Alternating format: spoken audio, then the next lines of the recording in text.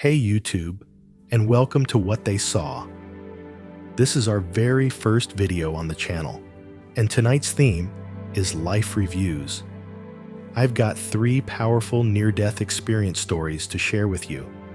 Each one features a life review and comes straight from real accounts on NDERF.org. You'll find the links to all the original stories down in the description. So sit back, relax, and get ready to dive into these incredible journeys beyond the veil. Our first story comes to us from Jonathan. Jonathan was 46, healthy, and in great shape. He was strict with his diet, did regular fasting, and stayed active. No major health issues, no warning signs. Then everything changed. It started with fatigue. He didn't feel like eating. His energy dropped. At first, it just seemed like a stomach bug, but it didn't go away. The nausea got worse. He began shivering, even though the house was warm. He couldn't keep food down, and soup made him gag. When he tried to sleep it off, his body felt like it was shutting down. He went to the emergency room twice. Doctors said it might have been a reaction to something, maybe an allergy, but they couldn't explain why he was getting worse. They sent him home with meds and fluids, but things didn't improve. He lost 20 pounds in days. His skin turned pale and gray. He was freezing all the time. His vision blurred. He didn't have the strength to sit up. Eating wasn't just hard, it felt impossible. He was falling apart, and nobody could tell him why. Then came the night he thought was his last. It was early morning, around 4:30 a.m. He forced himself out of bed, hoping to make it to the bathroom.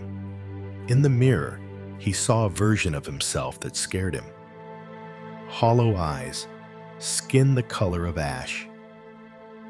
That's when he felt it. A calm, quiet awareness that something was about to happen, and then it did. He never made it to the bathroom. He collapsed, but instead of blacking out, he woke up somewhere else. It wasn't a dream. It wasn't sleep. He was awake, but not in his body. At first, there was nothing but stillness. It wasn't frightening. It wasn't lonely. Just a calm, quiet space that felt completely outside of time. Then he realized he could see. Not with his eyes, but with a kind of full awareness. A 360-degree perception. He wasn't floating. He was there, standing in a field. The grass underfoot was soft. Hills rolled out around him. A soft fog drifted in the distance. The air felt thick but not heavy, almost alive. There was a man sitting on a large stone nearby. He wasn't glowing.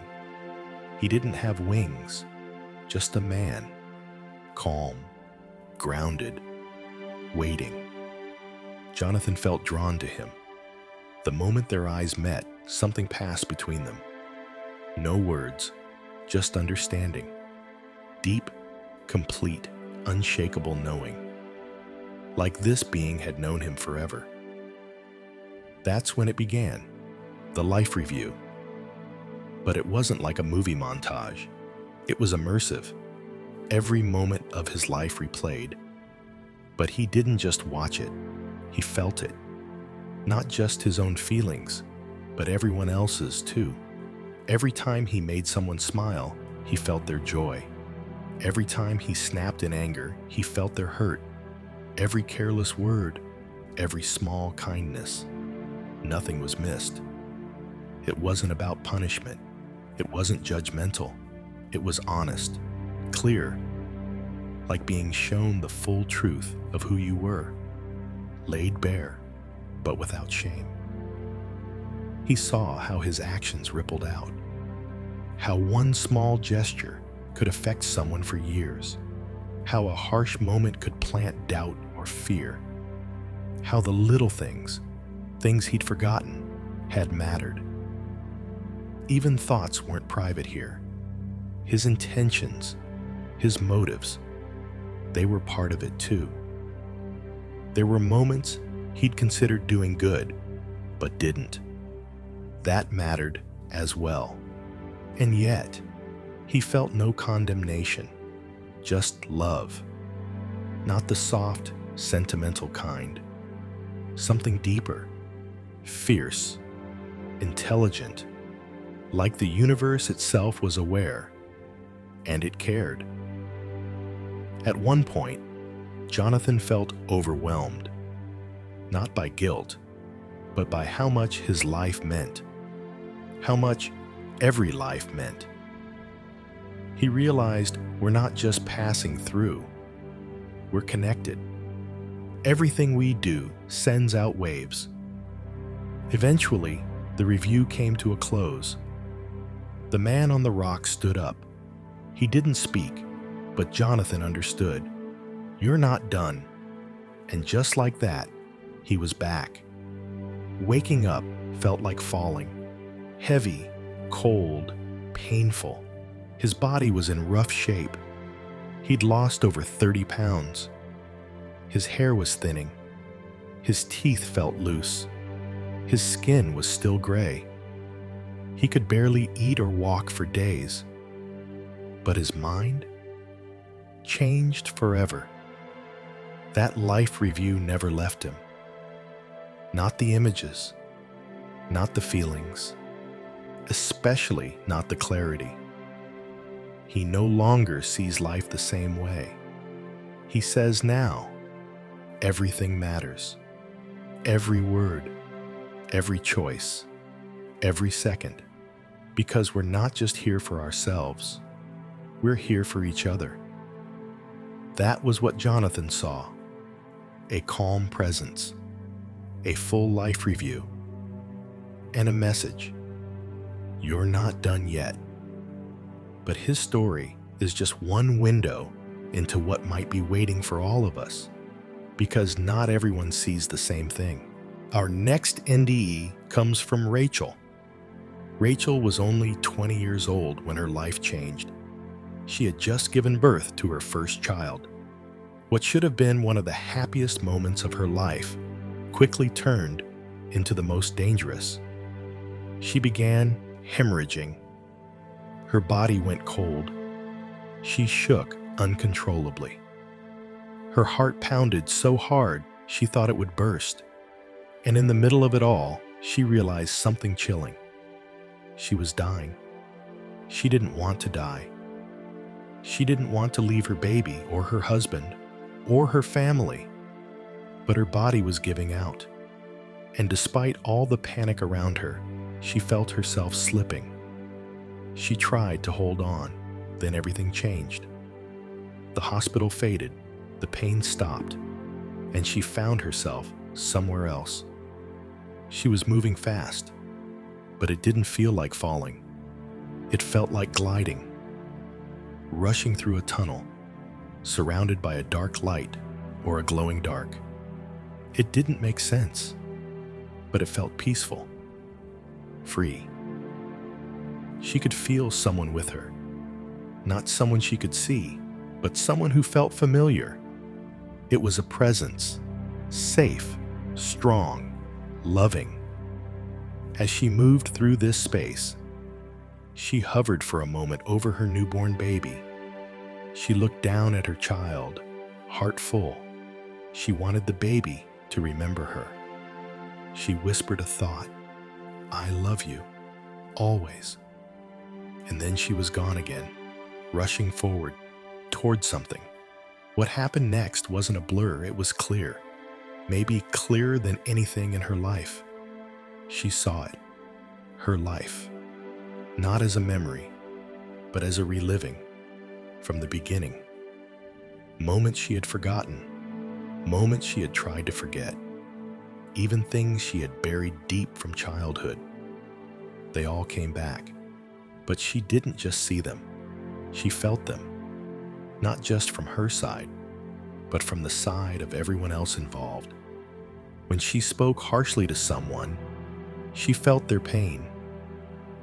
When she gave kindness, she felt their peace. Every action, every word, every thought, all of it played back, not with shame, not with judgment, just truth and love. The kind of love that doesn't flatter you, the kind that shows you everything because it wants you to grow. Then she was no longer alone. A being stood before her, not with a face or form she could describe, but filled with light, overflowing with love, radiating wisdom.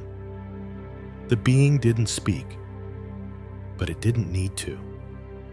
She knew what it meant. She wasn't finished. She had to go back. She didn't want to, but she understood. And in an instant, she was back. The pain returned, the cold, the shaking, but she wasn't the same. Rachel says that experience never left her. It changed how she sees people, how she speaks, how she loves. She saw what we often don't, that every moment matters. Every interaction has weight, even the ones we forget. She came back with one truth. We are here to love, to learn, to return that love again and again. And sometimes we need to leave this world just to understand how deeply connected we really are. Our next NDE comes from Ashley. Ashley was just 12 years old when her life nearly ended. It happened at school during a play rehearsal. She was behind the stage, alone, helping with the curtain ropes. Something she had done before. But this time, something went wrong. One of the ropes tightened around her neck. She slipped, the tension snapped, and in a moment, her body was suspended, choking, twisting, panicking. She couldn't scream. She couldn't breathe. Her legs kicked wildly, searching for the floor. But there was nothing beneath her.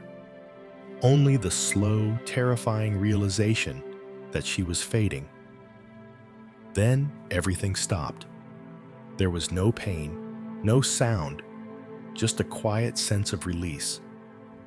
Ashley was no hugger in her body. She saw herself from above, dangling, limp, still. But she wasn't afraid. There was no panic, just peace. A calm awareness that something bigger was happening. Then came the light. It wasn't just bright. It was alive, pulsing, radiant, endless. A warmth filled her, so complete it felt like being wrapped in love itself. Not the kind of love we know here, something deeper, pure and steady. She moved toward it, or maybe it moved toward her. She didn't know. She just knew she felt safe. Then, she wasn't alone. There were others with her, presences, familiar souls. Some she knew from her life, others from somewhere else, before this life. They had no faces, no bodies, but she recognized them. They spoke without words. Thoughts flowed. Feelings passed through her like waves. They were kind, surprised to see her. It wasn't her time. Then a guide appeared. Not a person, not a gender, just calm, wise, warm. It led her to a building, large and beautiful, with white pillars like something ancient and sacred. Inside, the space opened into a round room. Soft light filled it. At the center, stood a glowing dome. Other souls stood around it, each with their own guide, each watching quietly. Ashley stepped forward. She looked into the dome, and her life began to unfold, not as a slideshow, not as memories, as experiences. She relived every moment, not just from her perspective, but from the perspective of others too. When she made someone smile, she felt their happiness. When she said something hurtful, she felt the sting it left behind. Every word, every decision, every missed opportunity, it was all there. And it wasn't just about actions. Her thoughts were part of it too. She saw how her smallest moments sent ripples through the people around her. There was no anger in that room, no shame, only truth, and a kind of love that held her through it. She was shown the connections between all of us, how our lives weave together, how much power even one choice can hold. And then, gently, she was told it was time to return. She didn't want to go, but she understood. She blinked, and she was back. Back in her body, back in the pain, back in the noise, but she wasn't the same. Ashley never forgot what she saw or what she learned. It stayed with her, guided her. It made her more aware, more intentional, more compassionate, because she had seen what lies beyond this world. And she knew now, every moment matters. Every action has weight, and we are all connected. Our final NDE comes from Galadriel. Galadriel was just 10 years old when she died in her sleep. It happened during a cold winter in 1973. Her family lived in an old farmhouse in Canada, the kind with creaky floors, heavy snow on the roof, and a wood furnace that struggled to keep the cold out. That night, the temperature outside had dropped dangerously low. Galadriel went to bed wrapped in blankets, trying to stay warm. What no one knew was that the furnace had begun to fail. The heat inside the house slowly disappeared, hour by hour. Galadriel, small and sensitive to the cold, froze to death during the night. She didn't feel pain. There was no dramatic moment, just a slow, quiet slipping away. At first, it felt like she was falling backward into a dark space. Not scary, just endless and quiet. Like floating in the deepest part of the ocean without fear. Then she realized she wasn't in her body anymore. She was sitting up, but not in bed. When she stood, the world looked strange, brighter. Colors had a glow to them. The air felt alive. She was still in her house, but everything was more vivid, more intense. She thought about her mother. In the blink of an eye, she was beside her. Her mother was glowing with orange and white energy. Not just her body, but her presence. Galadriel could feel what her mother was thinking. Not in words, but in raw intentions. She sensed things like make food and watch television. Thoughts came through like waves, full of emotion. Then she thought of her father. Instantly, she was standing in the barn. He was milking a cow. A dark shape stood near him. It was a shadowy figure, not human, not threatening, just aware. It looked at Galadriel and seemed surprised. She had seen things like this before. The old farmhouse was full of strange energy. Sometimes her toys moved. Sometimes she felt watched at night. This was one of those watchers. Her father's energy was pale, faint, like a candle that was barely lit. She felt his sadness. It pressed into her like cold air. She walked up to him and hugged him.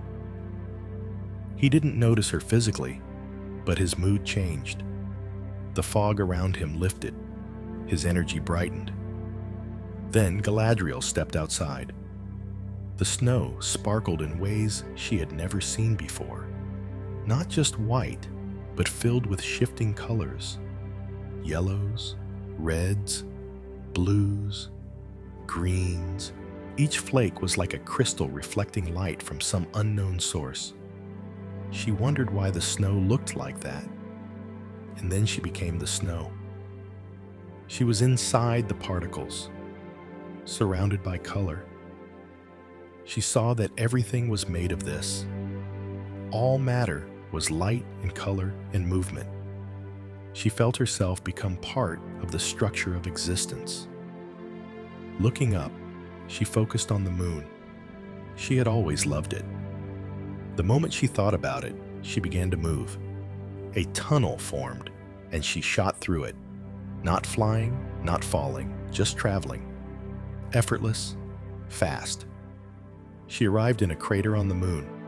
It was quiet, still. The stars were sharp in the distance. Earth was far away, glowing. Then she saw them. 3 tall beings stood nearby. They were made of light, not like fire or electricity, but something soft and radiant. They had cloaks that flowed like mist and wings that shimmered like energy. Their whole bodies glowed white, like living sunlight. They didn't speak, but their presence filled her with warmth and peace. She felt totally safe. One of them stepped forward. The presence was strong and kind. It felt like a father figure, but not earthly. More ancient, more knowing. He asked her a question, not with words, but with feeling. "What did you think of your life?" She answered honestly. She was only 10. She talked about her parents, the cold house, how hard things had been. Then he asked, "What have you learned?" She didn't know what to say. She hadn't thought of life as something you learned from. She thought it just happened. He showed her a glowing river nearby. It flowed with bright white and soft blue light. Inside it, sparks of color moved like stars underwater. As she looked, her life began to play out. She didn't just watch. She entered each moment. She saw scenes from her childhood, but more than that, she felt them. And not just from her point of view.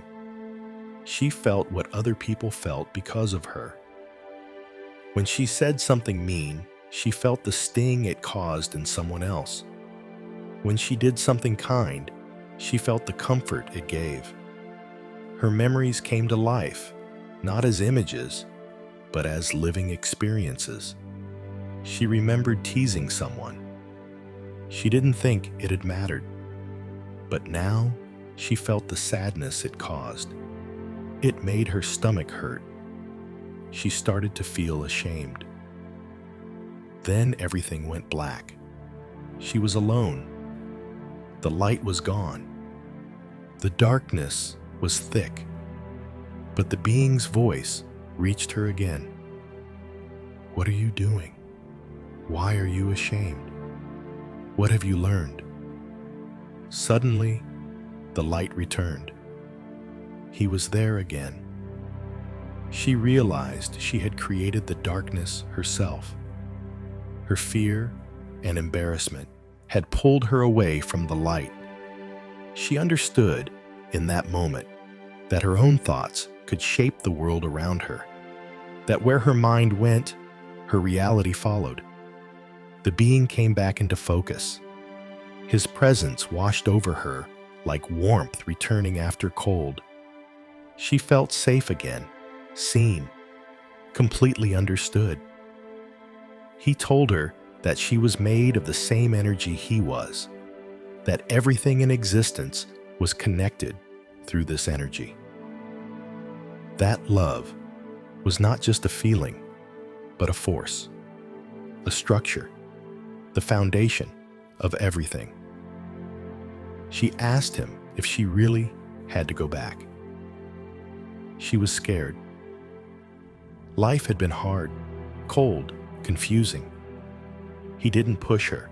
He simply reminded her that she had choice, that life was not meant to be punishment or test. It was meant to be a learning place, a space where souls grow through experience, and that even when it hurt, she was never alone. She could still feel his voice inside her, not words, but meaning, and that meaning was full of kindness. He offered to show her more, to let her remember her other lives. But she said no, not yet. She felt like there would be time for that later. Then he showed her something else, a path, like a giant walkway laid out in front of her. There were stones placed along it, big ones, markers. Each one stood for a moment in her life, one for her birth, one for this experience, and one, far in the distance, for her eventual death. She stared at it. It wasn't scary. It just felt real, like it was already waiting for her. He told her that to return, all she had to do was choose to. So she did. She turned her attention back to her body. She could see it now, small, curled up under blankets, pale and still. It didn't feel like hers, not right away. She reached out to touch it, and the moment she did, she was pulled in. The cold hit her first, heavy, shocking. Then came the darkness, then her lungs struggling, then her eyes opening. She was back. The room was the same, but she was not. She got up and made her way to the furnace. She didn't know what time it was. She didn't know how long she had been gone. Later that day, she told her father what happened. He didn't laugh. He didn't call her crazy. He believed her. And after that, he installed more heating in the house. He didn't want that kind of cold to ever happen again. But for Galadriel, the experience stayed with her forever. She says the light she met was more real than anything in this world. That love has shape and intelligence, that thoughts have form, that everything is connected by something we can't always see. She says we are made of that same light. And once you've been there, once you've seen it, you can never forget. Well, there you have it, folks. I hope you enjoyed listening as much as I enjoyed making it. If you want to hear more videos just like this, be sure to subscribe. Thanks for watching.